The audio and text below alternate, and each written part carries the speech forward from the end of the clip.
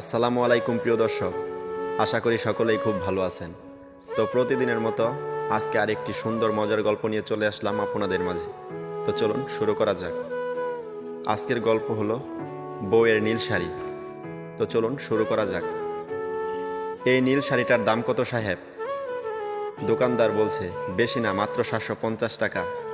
একটু কম রাখেন সাহেব, আমার শাড়িটা পছন্দ হয়েছে, বউকে তার জন্মদিন উপহার দিব।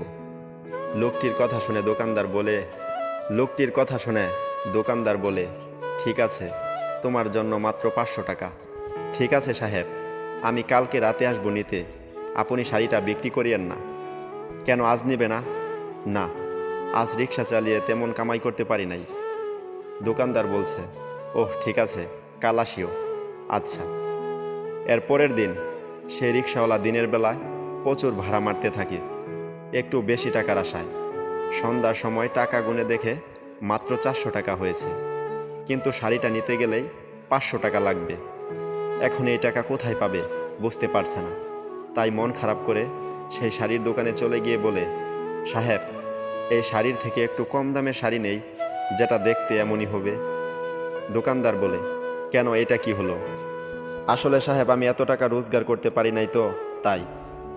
দোকানদার বলছে, কত টাকা আছে তোমার কাছে? 400 টাকা আছে।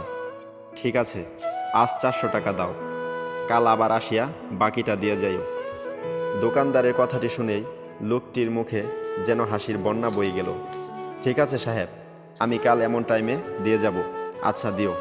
এই নাও তোমার স্ত্রীর পছন্দের নীল শাড়িটা। দিন। এরপরে সেই লোকটি হাসি মুখে শাড়িটা হাতে নিয়ে বউয়ের জন্মদিনে উপহার হিসেবে নিয়ে যায়। শুধুমাত্র টাকা পয়সা থাকলেই সুখী হওয়া যায় না, সুখ রিক্সাওয়ালার ঘরেও আছে, যদি ভালোবাসতে পারেন, বিশ্বাস করতে পারেন।